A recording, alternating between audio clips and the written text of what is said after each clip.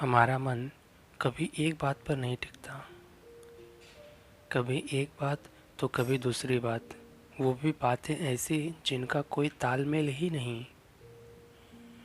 अपने मन को अगर हम ध्यान से देखें तो आपको भी समझ में आ जाएगा कि हमारा मन कभी भूतकाल की याद में रहता है या फिर भविष्य की कल्पना में डूबा रहता है। एक क्षण भी वर्तमान में नहीं रहना चाहता। इसी वजह से हम केवल उलझन में ही रहते हैं।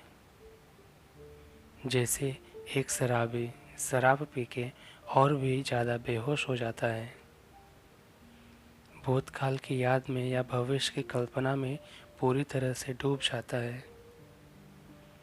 उसी तरह हम भी हमेशा ऐसे ही नशे में रहते हैं।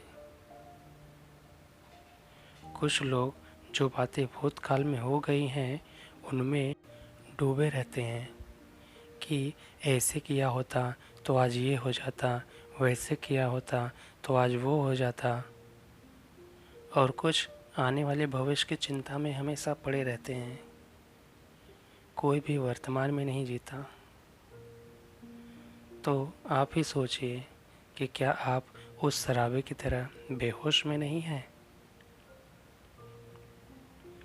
ये राग यानी लगाव, नफरत, मोह माया, ये सब बेहोशी के ही स्थितियां हैं जिनमें हम हमेशा गुम रहते हैं।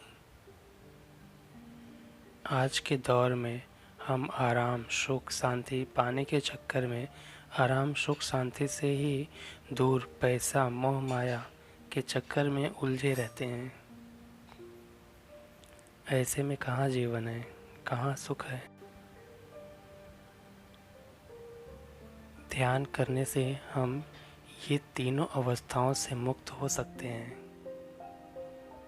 ध्यान से हम अपने आप को, ये देश, दुनिया को समझ सकते हैं।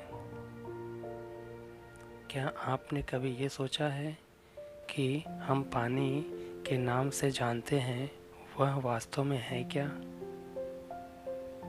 जिसे हम हवा, जमीन, पेड़ पौधे के नाम से जानते हैं वो वास्तव में क्या है, कैसे है?